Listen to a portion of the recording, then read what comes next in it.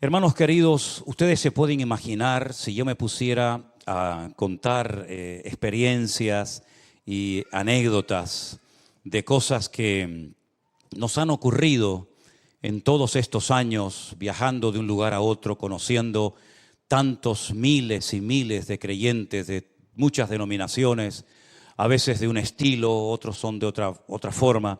Pero algo que me ha llamado mucho la atención, y es de lo que en el fondo yo quiero hablar, es el tema de la conversión. El título de este mensaje de hoy es El milagro más grande, sin lugar a dudas, es la conversión. En mi caso particular, y perdonen que ponga mi ejemplo como primero, yo me convertí instantáneamente. No tardé mucho tiempo en dar el paso de recibir, de aceptar a Cristo como mi Señor y Salvador personal. Yo fui una mañana a una iglesia, había una especie de clases de escuela dominical. No hubo llamamiento, ni se habló así, digamos, de una forma evangelística. Pero a la tarde, cuando volví, en el primer culto, digamos, con predicación, con alabanza, con llamado, que yo asistía a mi vida, en esa primera reunión yo recibí a Jesús como mi Señor y Salvador personal hace ya muchos años atrás. Y no me costó recibir a Cristo, ni muchísimo menos. Creo que ha sido la decisión más sabia y la mejor decisión que he tomado en toda mi vida, y no me arrepiento jamás de haberla tomado. Me hubiera gustado recibir al Señor antes, pero el Señor tiene estipulado tiempos, ¿verdad? Y ocasiones para cada uno de nosotros. Pero observando cómo se convierten algunas personas, es algo que a mí siempre me ha llamado la atención. Porque hay, por ejemplo, personas que se han convertido, no muchos, he conocido algunos, solos.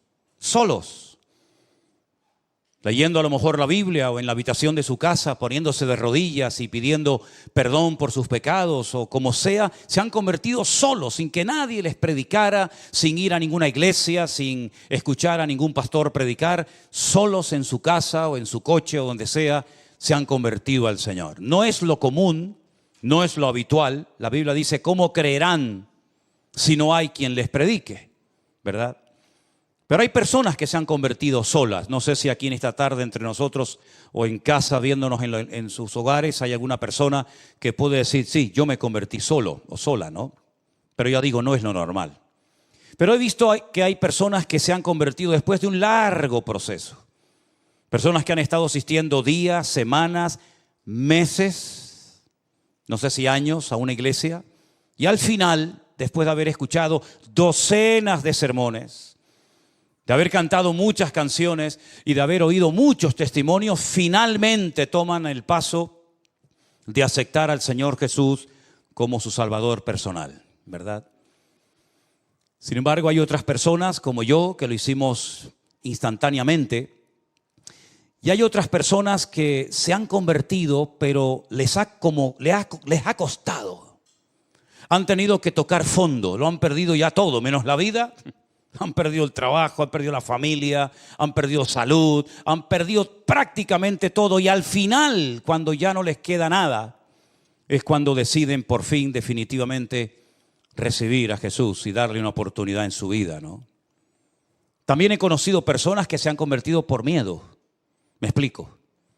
Miedo ante la condenación eterna, miedo ante el juicio venidero, miedo ante estar eternamente excluido de la presencia de Dios, y por temor, ¿verdad? Por miedo, ese miedo sano y reverente, han decidido cambiar de vida y seguir a Cristo todos los días de su vida, ¿verdad? Dice la Biblia que el principio de la sabiduría es el temor a Dios. Pero en ese mismo libro de Proverbios hay otro versículo que se parece mucho, que dice que el principio de la sabiduría es aborrecer el mal. Y hay gente que, viendo la mala vida que han llevado, los malos caminos y las pésimas decisiones que tomaron en su vida, por temor a condenarse, por temor a perderse, pues deciden al final dar el paso. Sea como sea, para mí el ver a una persona convertida, para mí es el milagro más grande de todos los que uno puede experimentar en la vida. Porque es el único milagro que Satanás no puede imitar. Otros milagros sí los puede, y de hecho a veces los imita. Pero el milagro de la conversión, el transformar una vida, el diablo, ese milagro, no lo puede experimentar. No lo puede hacer que otra persona tenga esa experiencia si realmente no ha aceptado al Señor. Ahora, toda verdadera conversión tiene que tener tres elementos fundamentales. Yo los voy a mencionar y a continuación se los voy a explicar para que queden bien claros estos conceptos. Toda verdadera conversión tiene que tener justificación, regeneración y adopción. Empecemos por la primera. La justificación es la palabra que se emplea en la Biblia para decir que el pecador ha sido declarado justo, limpio de pecado, como si nunca hubiese pecado, borrón y cuenta nueva. Si prefieres utilizar el término nacer de nuevo, lo puedes hacer. Dice la Biblia en Romanos capítulo 5 que justificados pues por la fe tenemos paz para con Dios por medio de nuestro Señor Jesucristo. Dios no justifica al pecado, lo que justifica es al pecador arrepentido. Ser declarado justo, presentarte delante de Dios sin tener que avergonzarte una vez que le has recibido y aceptado como tu Señor y Salvador personal. Saber que eres libre de toda condenación, como dice la Biblia, de modo que si alguno está en Cristo, nueva criatura es. Las cosas viejas pasaron, y aquí todo es hecho nuevo. Y ahora no hay ninguna condenación, ninguna, hermanos, ninguna, para los que están en Cristo Jesús. Los que no andan conforme a la carne, evidentemente, sino conforme al Espíritu. ¿Saben lo maravilloso es que ser libre de toda condenación y poder orar, poder cantar a Dios, poder honrar al Señor, sabiendo que todos mis pecados han sido perdonados por el amor de Dios? ¿No es maravilloso, hermanos? ¿No es maravilloso? ¿No se merece un fuerte amén el Señor? Y un aplauso también, ¿por qué no? Es una maravilla. Libres, libres, aleluya. Qué maravilloso es la libertad, ¿verdad? Terrible el libertinaje, pero la libertad gloriosa que tenemos ahora en Cristo es realmente un privilegio. Eso es ser justificado, eso es lo que conocemos como la justificación. Pero la regeneración es el cambio tanto instantáneo como progresivo que se lleva a cabo en una vida que ha nacido de nuevo. Está claro que nuestros pecados son perdonados instantáneamente, pero nuestra vida no cambia instantáneamente. Entramos en un largo proceso, ¿verdad?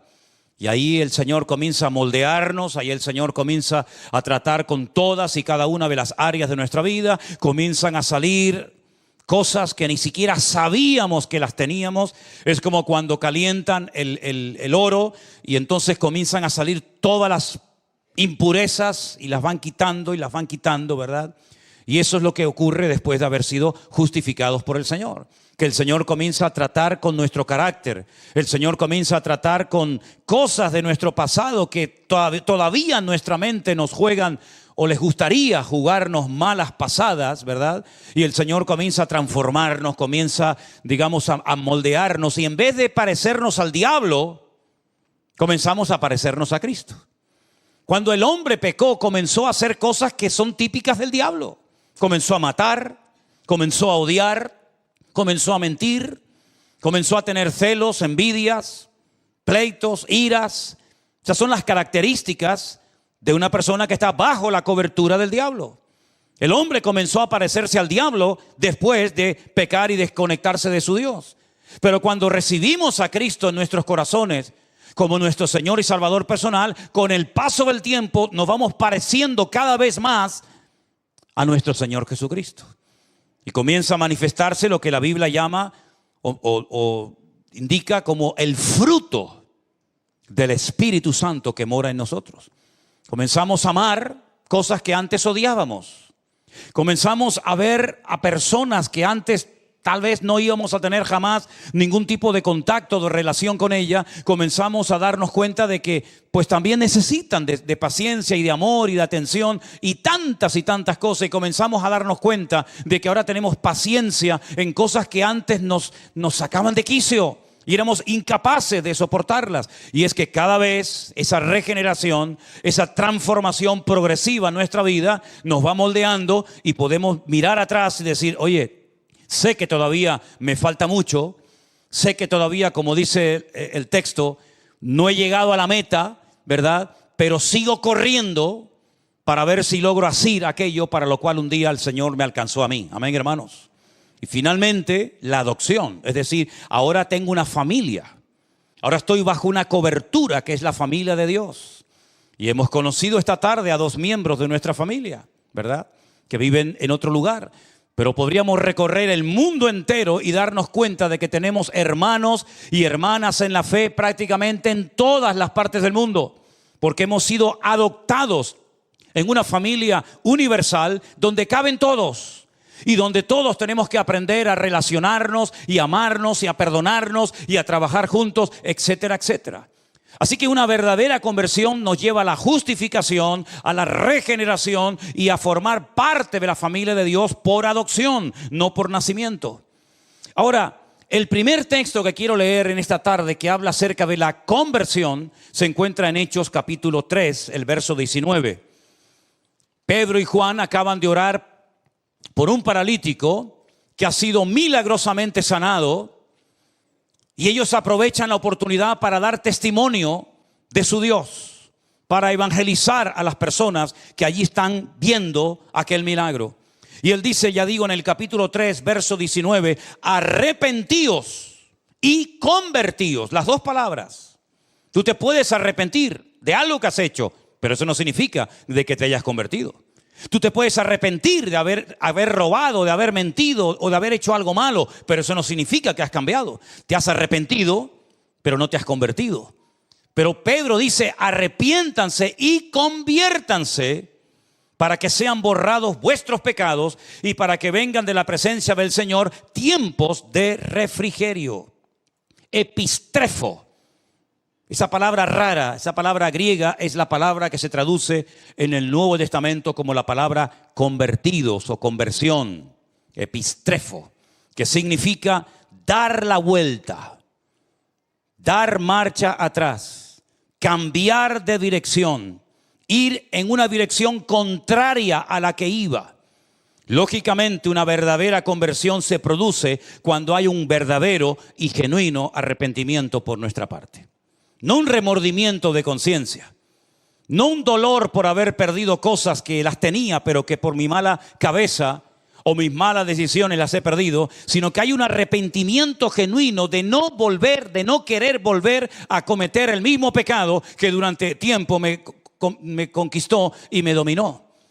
Cuando hay un verdadero arrepentimiento, se puede decir que hay una verdadera conversión y un genuino deseo de cambiar. Y un genuino deseo de honrar y de servir al Señor, que tal vez antes no creíamos en Él, pero que ahora nos hemos dado cuenta de que lo amamos y lo conocemos. Y de alguna manera queremos esforzarnos por servirle y por honrarle todos los días de nuestra vida. Ahora, no tenemos que confundir el venir a la iglesia con convertido. Porque hay gente que puede venir a la iglesia toda su vida. De hecho, hay gente que ha nacido, por así decirlo, en el seno de una iglesia. A lo mejor desde el vientre de su madre, ya su madre lo traía a los cultos. Y cuando este niño, esta niña nació, comenzó a ir a la escuela dominical y comenzó a asistir a algún campamento y comenzó a ir a algún retiro. Pero eso no significa de que sea convertido. ¿Y cuántas veces nos confundimos pensando, creyendo que esta persona, porque lleva toda la vida en la iglesia, ya es un convertido? Y de convertido, nada. Puede ser un simpatizante, una persona que tiene su círculo de amistades dentro de la iglesia, porque como su vida ha girado siempre en torno a la iglesia, no tiene contactos, no tiene amigos fuera, y parece que es un cristiano, parece que es un convertido, pero no lo es. Es una persona que se ha criado en un ambiente cristiano, pero no es cristiano. Muchas veces cuando voy navegando en esos largos viajes que me pego en barco, pues hermano, yo voy navegando por el mar, pero el mar, gracias a Dios, no entra donde yo estoy. Estoy rodeado de agua, pero yo voy en el barco y el barco, gracias al Señor, está por encima del agua. Imagínense ustedes, ¿no? Así que tú puedes estar rodeado de cristianos, en un ambiente cristiano, en un retiro, en un campamento, en una convención cristiana, y eso no significa de que tú también seas un hijo de Dios. Porque la salvación es personal e intransferible. Tú no te puedes convertir por tu hijo, ni tu hijo se puede convertir por ti. Claro, evidentemente, si tú te conviertes, tú eres ya una luz para tu familia. Tú ya tienes un mensaje y un testimonio que dar a tus compañeros de trabajo, en el lugar donde vives. Pero tú no puedes convertirte por un círculo de amistades o por toda una familia, ¿verdad? Y decir, bueno, yo me convertí y eso significa de que ya toda mi familia ya son convertidos. No, repito, la salvación, la conversión es personal y no se puede transferir a otras personas. Y también hay que decir que la salvación es instantánea. O eres o no eres. O estás dentro del reino o fuera del reino. O estás conmigo o estás contra mí. O eres realmente convertido y tu nombre hoy, en este momento, en este preciso instante, está inscrito en el libro de la vida, o tu nombre no aparece por ninguna parte. Y si tú murieras hoy, no irías jamás a la presencia del Señor. ¿Cómo ha sido tu conversión, hermano? ¿Recuerdas ese día, ese lugar, esa hora? Aquel sitio donde el Señor tocó tu alma y tocó tu corazón. Vamos a leer algunos versículos en esta tarde donde aparece esta palabra epistrefo, que significa convertirse. Vamos a ver las distintas traducciones que le han dado a lo largo del texto bíblico. Por ejemplo, en el Evangelio de Mateo, el capítulo 18, el verso 3, 18 de Mateo, el versículo 3, hay unas palabras muy interesantes del Señor Jesucristo, cuando le dice a las multitudes, de cierto os digo, que si no os volvéis y os hacéis como niños, no entraréis en el reino de los cielos. Es decir, la actitud para poder ser salvo, la actitud para tener una genuina y verdadera conversión es fundamental. Una persona con soberbia, una persona arrogante, una persona que se cree que lo sabe todo, que no necesita de nada ni de nadie, difícilmente esa persona llegará a una convicción de pecados y pedirá perdón al Señor. Algo muy habitual, y precisamente me pasó, para no ir más lejos, esta semana, el jueves, mientras ustedes estaban aquí escuchando el mensaje de nuestro hermano Jerónimo que predicó. Yo estaba fuera hablando con una persona y cuando comienzo a hablarle, lo primero que me dice, como para escudarse, ¿no? Como para decir, cuidado que ya te he dicho lo que soy, dice, yo soy católico. Y le dije, ¿usted es católico? Y dice, sí. Digo, ¿de verdad? ¿Pero practicante? ¿Se confiesa habitualmente? ¿Va a misa? ¿Acepta la autoridad del Papa sobre su vida? ¿Es usted un buen idólatra? ¿Reza usted el rosario? Que el Dios te salve María, llena eres de gracia, el Señor es contigo, bendito, todo eso. ¿Es usted un buen católico? Me dice, bueno, no. Digo, entonces permítame que le diga, usted no es nada. Y me dice, es verdad, yo creo que no soy nada. Digo, ya nos estamos entendiendo. Digo, mire, ¿sabe por qué usted dice que es católico? Porque unos señores de España, hace muchos siglos atrás, se fueron allí y les conquistaron a ustedes. Y después de irse y de volver a sus tierras, después de haberse llevado todo lo que pudieron y más, o usted no lo hubiera hecho. Usted no lo hubiera hecho, ¿verdad? Claro, ya. Dejaron una religión allí, muerta y vacía, que no servía aquí, pero la dejaron allí. Y por eso usted es católico. Pero si en vez de haber ido los españoles hubieran ido, por ejemplo, los musulmanes, usted entonces seguramente hoy estaría rezando de cara a la Meca y estaría con un Corán debajo de su brazo. Usted no eligió la religión lo eligió a usted. Y no fue algo que usted decidió seguir o aceptar, sino fue algo que le impusieron a usted casi desde el vientre de su madre.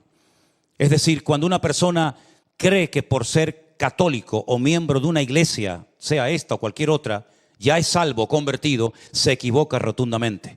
Porque la conversión no pasa por una denominación.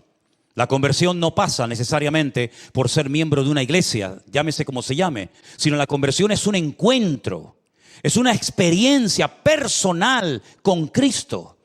Yo me arrepiento, yo reconozco que soy un pecador, yo reconozco que me he equivocado. Eso de que no, yo siempre he creído, no dudo de que usted siempre haya creído, pero déjeme que le recuerde a alguien, el más creyente del mundo, el que nunca ha dudado de la existencia de Dios, el que cree que los 66 libros de la Biblia, desde el Génesis 1:1 hasta la amén de Apocalipsis, es palabra de Dios, el que cree en el Padre, en el Hijo, en el Espíritu Santo, el que cree en el cielo, en el infierno, el que cree en las parábolas, las profecías y las promesas, el que nunca jamás ha dudado de la existencia de Dios, es nada más y nada menos que un caballero llamado Satanás, el diablo. Porque Satanás no es un ateo. Porque la Biblia dice que para ser ateo hay que ser necio. Eso lo dice la Biblia. Y Satanás de necio no tiene nada. Satanás es acabado en hermosura, el sello de la perfección y lleno de sabiduría. Dice la Biblia que Dios así lo creó. Y díganme ustedes si Satanás va a pasar la eternidad en la presencia del Señor junto con su amada iglesia. ¿Usted cree en eso? Pero si es un creyente. Si jamás ha dudado de la existencia de Dios. Es que creer sí es importante, pero no es suficiente. No hay ningún mérito en decir yo creo en Dios. Yo he creído toda mi vida y ¿quiere que ahora le toquemos una música especial y le hagamos una fiesta por haber creído en Dios? No hay ningún mérito en haber creído en Dios. El mérito no está simplemente en creer. El mérito está en confesar que ese Dios en el cual creo, a partir de hoy va a ser mi Señor, mi Salvador, mi cobertura, mi amo, mi dueño y mi todo. Y yo le rindo a Él mi vida y entonces es cuando comienzo a experimentar el gozo de la salvación, porque uno no nace salvo y luego con el paso del tiempo se condena, sino que uno nace condenado y hay un momento puntual en la vida en el que tú te conviertes y experimentas el nuevo nacimiento. Y de nada sirven las teorías. Un hombre principal entre los judíos que se sabía muchos libros de memoria de la Biblia, más que cualquiera de nosotros, le dijo al Señor: Señor, sabemos que has venido como maestro, porque nadie puede hacer las señales que tú haces si no está Dios con él. El Señor se le queda mirando y le dice: mira, Nicodemo, escúchame una cosa. Si tú no naces de nuevo, tú no puedes ni ver ni entrar en el reino de los cielos. Ni ver ni entrar. Me llama mucho la atención esos dos verbos. Porque podía haber dicho: podrás ver el reino, podrás ver la gloria, pero no entrarás en ella. ¿Por qué le dijo ni ver ni entrar? Porque ellos casi reverenciaban al que llaman Moshe Rabenu. Moisés es nuestro maestro. Y se dirigen a él con un respeto tremendo, ¿verdad? Y ellos saben perfectamente que Moisés no entró en la tierra prometida, pero vio la tierra prometida. La vio desde la frontera de lo que llamaríamos hoy en día Jordania. El Señor le dijo: no vas a entrar, te lo he dicho, pero te voy a permitir ver la hermosura de la tierra prometida. Y dice que milagrosamente le permitió ver toda la tierra de Canaán, toda la tierra que fluye leche y miel, pero no entró en ella. Pero en el caso tuyo, Nicodemo, toda la Torá que te sabes de memoria, todos los 613 mandamientos que has aprendido de memoria desde tu más tierna infancia, toda tu circuncisión y todo lo que te sabes de memoria no te va a servir ni siquiera para ver el reino si no naces de nuevo. Así que tienes que nacer de nuevo para poder ver, para poder entrar y para poder disfrutar de ese reino. Y lo dejó planchado porque no entendía nada. Y le dice: pero esto es imposible.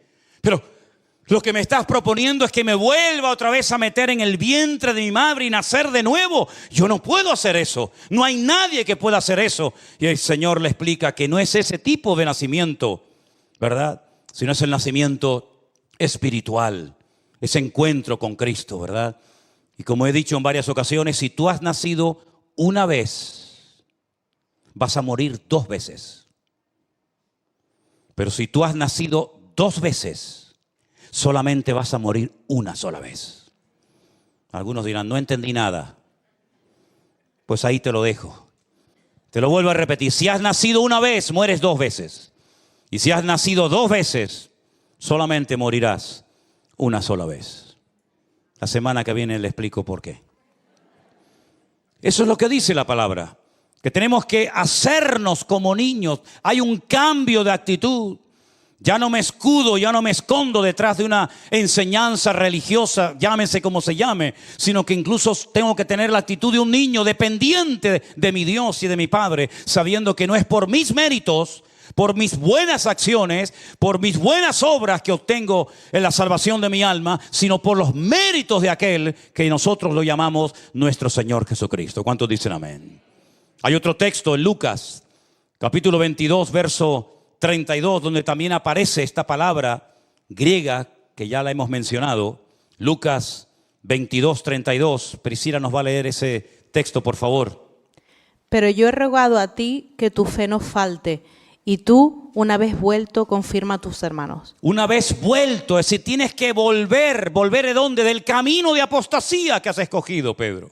Tú te has desconectado de mí, tú has renegado de mí y de mi nombre. Tú has dicho públicamente, no lo conozco, no sé quién es ese hombre. Tienes que volverte, tienes que ir al epistrefo, tienes que volver atrás y volverte a quién, a Dios, para que Él te vuelva a perdonar, para que Él te vuelva a restaurar y poner en primera línea donde estuviste, pero que saliste porque me negaste públicamente, y todos lo sabemos, ¿verdad?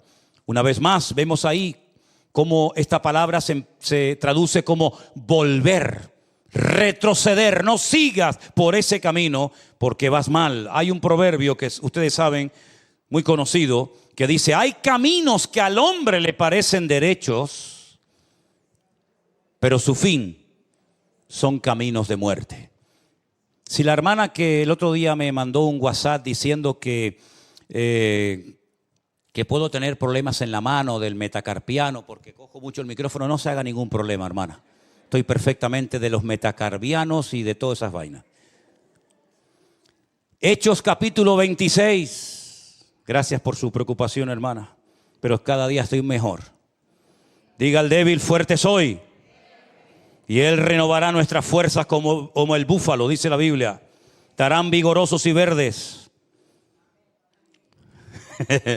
Algunos están verdes, ¿eh? Algunos.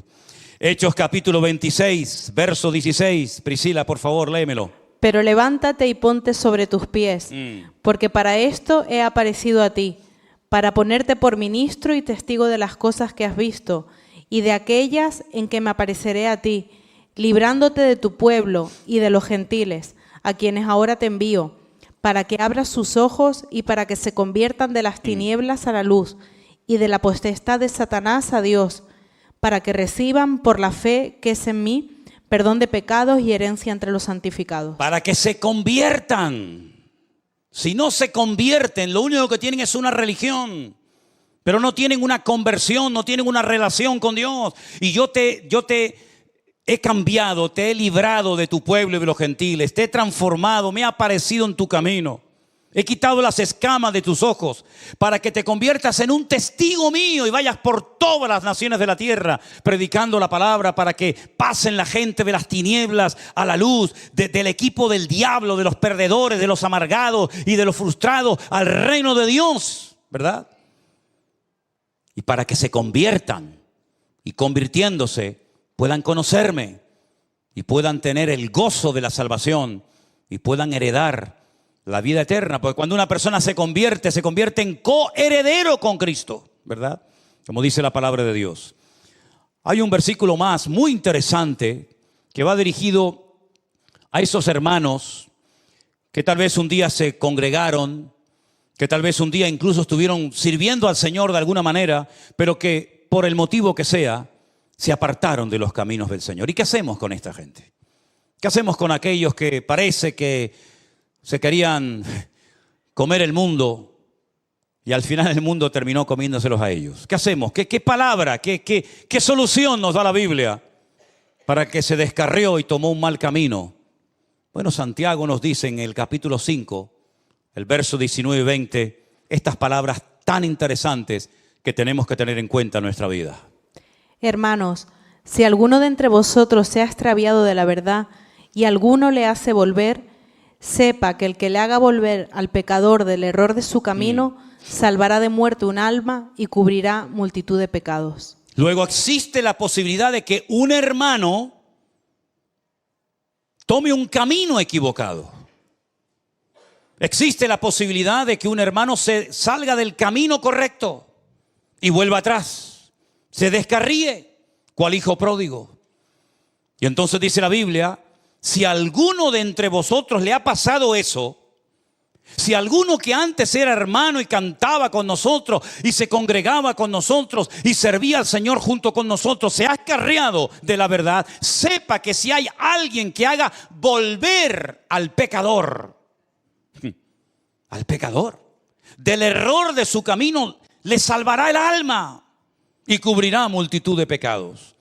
Luego hay la posibilidad de descarriarse, de desconectarse del Dios que un día te iluminó, del Dios que un día te perdonó, de ese Dios que ese día te transformó la vida. Pero hay también la posibilidad de poder volver a Él en arrepentimiento, y el Señor te vuelve a perdonar y te vuelve a restaurar, porque Dios no solamente salva, sino que también restaura a las personas que por el motivo que sea se han enfriado y se han descarriado de los caminos del Señor.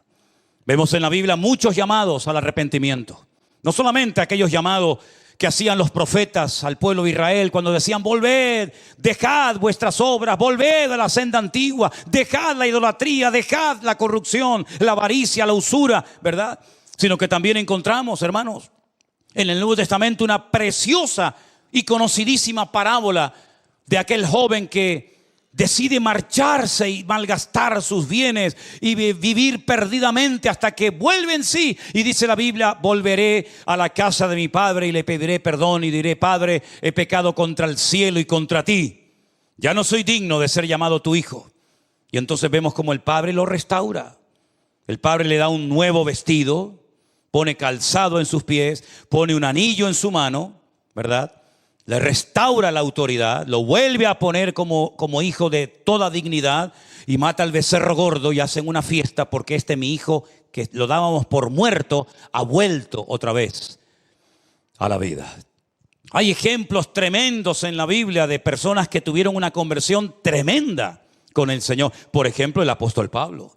La conversión del apóstol Pablo, no me digan a mí que no fue espectacular. Un religioso, un hombre que pensaba que había que destruir a los que en aquellos días se llamaban los del camino. Los que en Antioquía los llamaron por primera vez los Meshijín, los ungidos, los cristianos. Y como él estuvo como testigo en la muerte de Esteban y vio cómo lo mataban a pedrada, y él estaba allí y no dijo: alto, ¿qué vais a hacer? ¿Cómo vais a matar a este hombre? Sino que él estaba allí y le dice: no se preocupen, tiren las piedras, yo les cuido aquí las sandalias, la ropa, y después las pueden venir a buscar. Y allí estaba frío como una piedra, ¿verdad? Como un témpano de hielo inmutable. Él estaba allí ese día, hermanos. Y él llevó presos a la gente, y él iba a ir al extranjero, a Damasco, capital de Siria, para llevar gente a Jerusalén. Fíjense el camino tan largo que iba a hacer, porque él pensaba en su ignorancia que ese era su deber, esa era su obligación: impedir que aquella secta rara y extraña se expandiera por todas las naciones de la tierra. Pero, si me permiten la expresión, le salió el tiro por la culata. Porque dice que camino hacia Damasco cae postrado en tierra, pierde la vista, queda ciego completamente, y oye una voz en hebreo que le dice: Saulo, Saulo, ¿por qué me persigues? Se habrá quedado temblando de pies a cabeza diciendo: ¿quién eres? ¿Quién me está hablando? Y cuando oyó la respuesta fue algo tremendo: yo soy Jesús, a quien tú estás persiguiendo. ¿Qué quieres que haga, Señor? Entra en la ciudad y se te dirá lo que debes de hacer. A los pocos días apareció por allí un tal Ananías, que no tiene nada que ver con aquel Ananías que murió en la iglesia primitiva, esposo de Zafira. Y dice que tenía miedo de ir a orar por él, porque decía: Señor, hemos oído lo que este hombre ha hecho, cómo le ha hecho daño a tus santos, cómo tiene poder y tiene cartas que le autorizan a llevarnos presos a Jerusalén si quisiera. Y el Señor le dice: vete, porque yo lo he levantado, va a ser un instrumento, y yo le voy a mostrar en él cuánto le es necesario padecer por mi nombre. Y llega y le pone las manos encima, recobra la vista, dice que se le caen como escamas de los ojos, y allí se bautiza. Aquel ritual que los judíos hacían habitualmente, ¿verdad?, para purificarse, pero ahora haciéndolo de corazón, ¿verdad? Y dice que al momento, prácticamente a los pocos días, se convirtió en un atrevido, en un valiente predicador, de tal manera que decían: pero este no es el que nos mataba el otro día, este no es el que venía a perseguirnos, que lo que le ha pasado. Y dice que los hermanos tenían miedo de juntarse con él. Claro, ¿cómo no van a tener miedo? Pero sin embargo, un hermano llamado Esteban dijo: ven, Pablo, ven, yo te voy a presentar a los hermanos. Hermanos, no tengan miedo, les presento aquí a nuestro hermano Saulo de Tarso, que a partir de ahora se va a cambiar el nombre, se va a llamar Pinjas o Pablo, y él es un hermano nuestro en la fe. Y cómo emprenden viajes misioneros, y al final el mismo Bernabé se pone bajo la cobertura de Pablo, porque sabe que Pablo es un hombre que Dios le ha dado una gracia especial para extender el evangelio a otras naciones, y cómo después de años Pedro, incluso hablando de Pablo, dice: hermanos, nuestro hermano Pablo, al cual el Señor le ha dado una inmensa, una enorme sabiduría, y que escribe cosas profundas y difíciles de entender, las cuales los indoctos tuercen para su perdición. Como reconoce, ¿verdad?, la autoridad, la sabiduría, la unción especial que Dios había depositado en la vida de Pablo. Una conversión genuina. Pablo nunca más volvió a ser esa persona llena de odio, de amargura, de resentimiento, sino que lean la lista de lo que padeció: apedreado, azotado, torturado y tantas cosas. Una conversión genuina. Amén, hermanos. No me digan a mí que la conversión no es el milagro más grande de todos los que podemos observar a lo largo de nuestra vida. ¿Y qué me dicen ustedes de aquel etíope, aquel hombre de color que venía sentado en su carro después de haber estado en Jerusalén y había comprado seguramente por una fortuna un pergamino, un lienzo del profeta Isaías, que no sé ni cómo podía leerlo porque estaba en un idioma que él no dominaba, pero se ve que lo leía, pero no entendía nada? Hasta que Felipe, aquel que había sido diácono en la iglesia primitiva, se le acerca al carro y le dice: ¿tú entiendes lo que estás leyendo? Y el etíope, con toda sinceridad, le dice: no entiendo nada. Como cordero fue llevado al matadero. ¿Pero quién fue llevado al matadero? El que está escribiendo está hablando de otra persona. No entiendo nada. Y entonces Felipe se sube en el carro con aquel etíope eunuco, miembro de la reina Candace, y comienza a hablarle y llegan a un lugar, a un oasis en el desierto donde ve agua, y Felipe se para y el etíope le dice: yo quiero ser bautizado. ¿Hay algún impedimento? ¿Hay algo que impida que yo sea bautizado? ¿Será mi color de piel? ¿Será que no soy judío? Y Felipe le dice: no hay ningún impedimento, hijo. ¿Tú crees en Jesucristo con todo tu corazón? Dice: sí creo. Dice: pues vamos a bautizarte. Una conversión genuina. Después dice la historia que fue a Etiopía, le habló a la reina Candace, y hasta el día de hoy hay una comunidad tremenda de cristianos en Etiopía, y algunos dicen que él fue el evangelista, el instrumento que el Señor utilizó para alcanzar aquella nación, ¿verdad? ¿Y qué me dicen a mí del carcelero, hermanos? El carcelero que vivía en la ciudad de Filipo, ¿no tuvo una conversión tremenda a medianoche?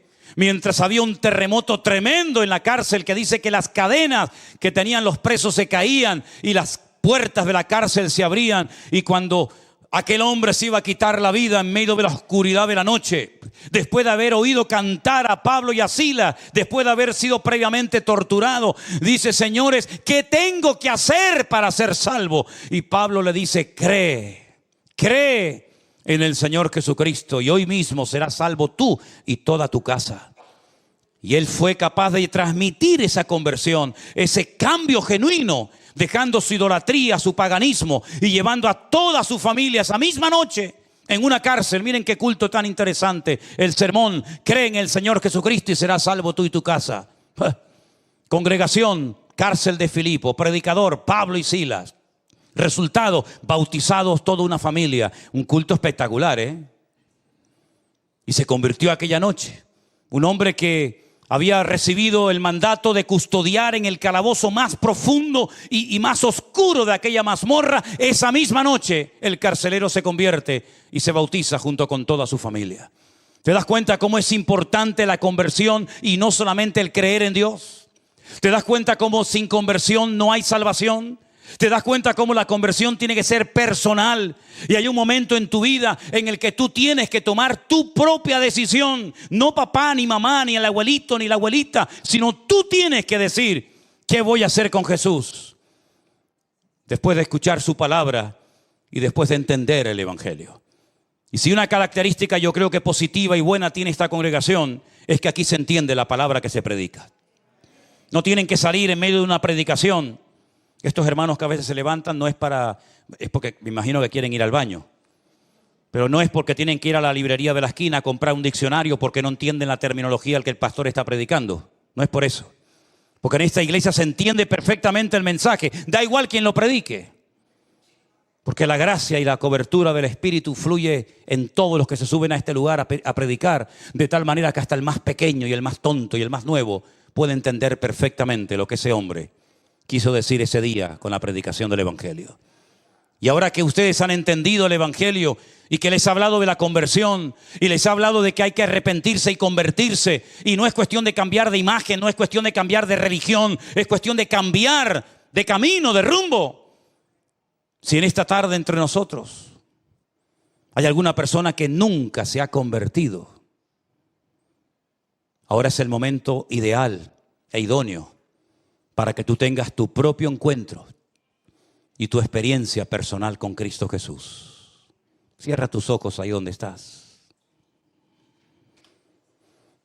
y piensa en esta tarde, ¿estás tú realmente convertido? ¿Estás tú realmente entregado al Señor Jesús? ¿O simplemente vienes a una iglesia porque te gusta, porque tienes tu círculo de amistades aquí, porque conoces a gente, tienes amigos? ¿O porque realmente tu corazón está en Cristo y en la iglesia del Señor? Aleluya. Yo quiero que en esta tarde todos y cada uno de nosotros nos hagamos esta pregunta. ¿Soy yo realmente convertido a Cristo? ¿Soy yo realmente una persona que ha puesto su vida en las manos del Señor? ¿O simplemente eres una persona que vienes y participas de los cultos, pero nunca has tenido un encuentro, una experiencia personal con el Señor Jesús? Hoy es el momento aceptable. Dice la Biblia, hoy es el día de salvación. Si oyereis hoy su voz, no endurezcáis vuestros corazones. Entrégale tu vida, tu corazón al Señor Jesús. Cuando salgas por esa puerta en esta noche, yo quiero que sepas que el Señor Jesús va a estar contigo.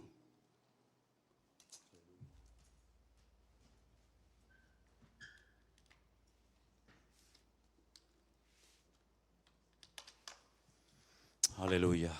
Gracias, Señor Jesús. Te adoramos, oh Dios.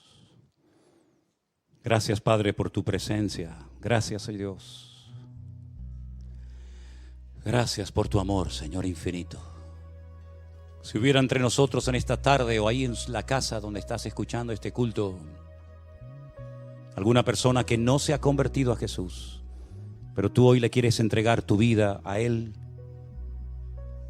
yo te animo a que lo hagas y te pongas de pie y le digas: Señor Jesús, yo te recibo en mi corazón como mi Señor y Salvador personal. ¿Hay alguien entre nosotros que le quiere entregar su vida a Jesús? ¿Que quieres tomar este paso? Póngase de pie, no tenga ningún temor y entrégale su vida al Señor Jesús. Gracias, Señor. Gracias, mi Dios. Gracias. No es el momento de volver atrás, no es el momento de abandonar. Sigue adelante, mirándole a Él. Pronto llegaremos al hogar, olvidando lo que queda atrás, extendiéndome a lo que está delante. Prosigo a la meta del llamado de mi Dios. Con paciencia llegaremos al hogar. Ponte de pie conmigo en esta noche, hermano, y vamos a cantar esta alabanza nueva que salga de lo más profundo de nuestros corazones. No es el momento de volver atrás, no es el momento de abandonar. Sigue adelante, mirándole a Él. Pronto llegaremos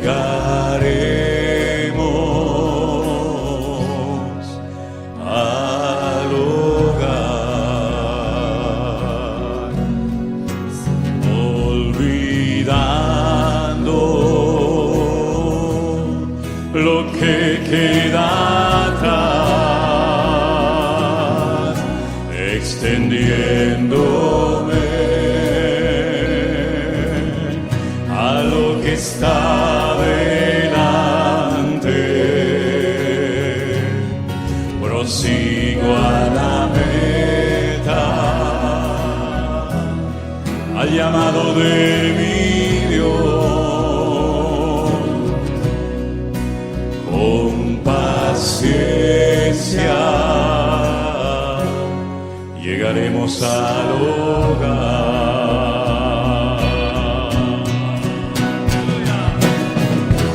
Dígale el fuerte soy peleón.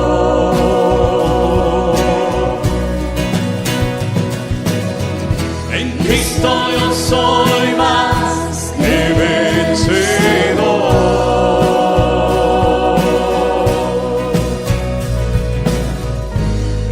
Renueva hoy mi fuerza.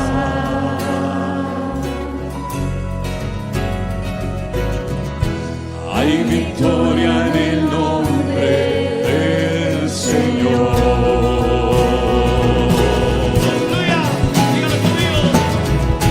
Digan débil, fuerte soy en Dios.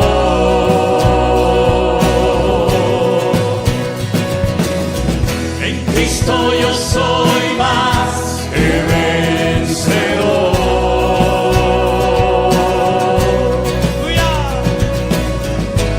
Él renueva hoy mis fuerzas.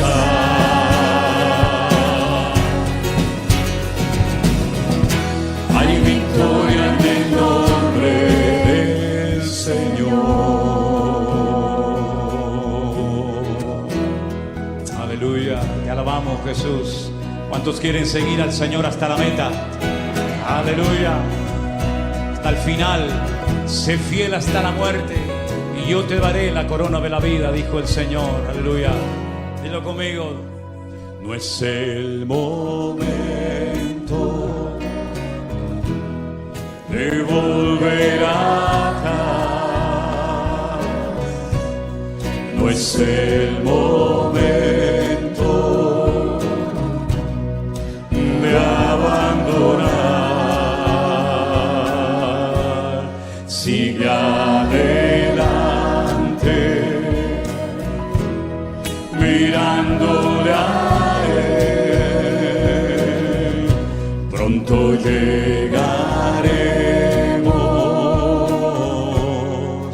al hogar, olvidando lo que queda atrás, extendiéndome a lo que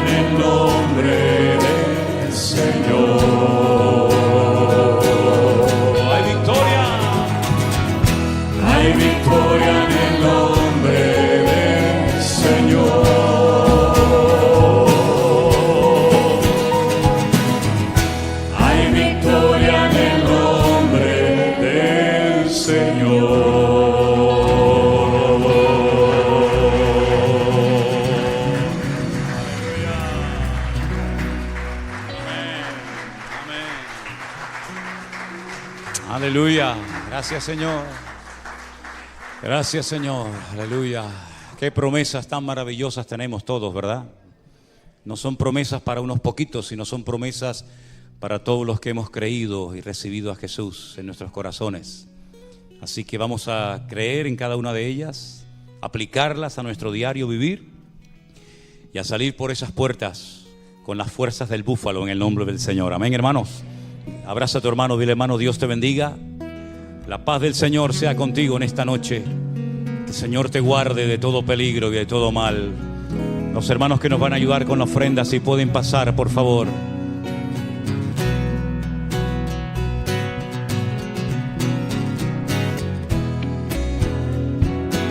Vamos a ofrendar con gozo en esta tarde para nuestro Dios.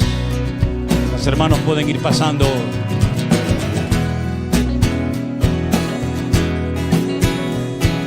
¿Hay algún débil que está en esta tarde entre nosotros? Pues esta promesa es para ti. Vamos a declararla en el nombre de Jesús. ¡Aleluya!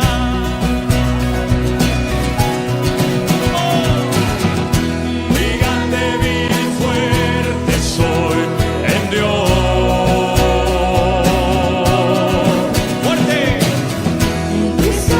Soy más que vencedor.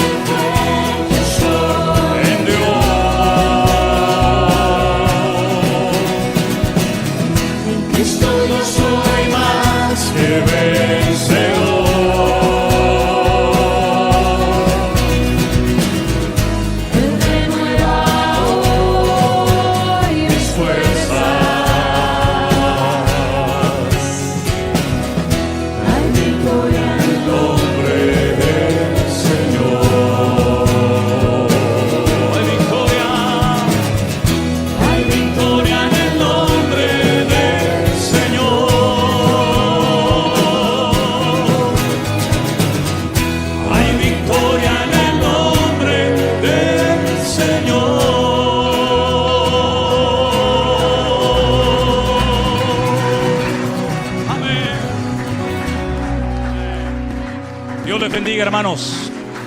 Están despedidos en el nombre del Señor. Que tengan una semana gloriosa y bendecida. Saluda a tus hermanos. Que Dios te guarde de todo peligro y de todo mal en esta semana. Aleluya. Vete con la bendición del Señor.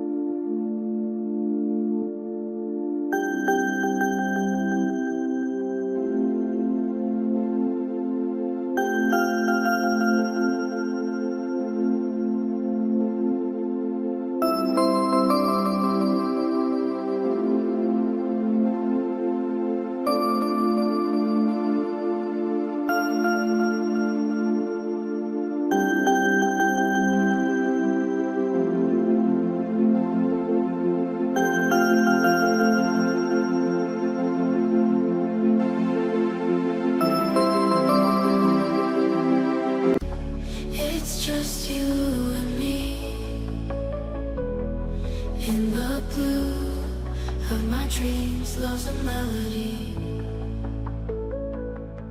Every touch like waves upon the shore. In my blue dreams I find so much more.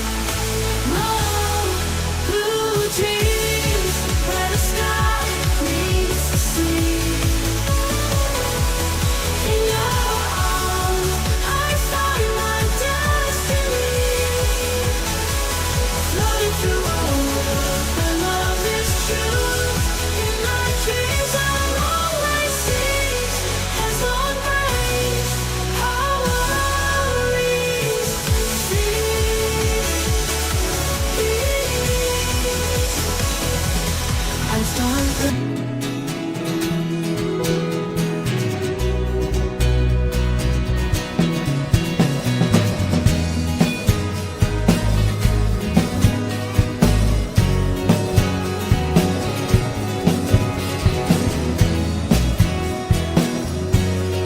Aleluya, santo.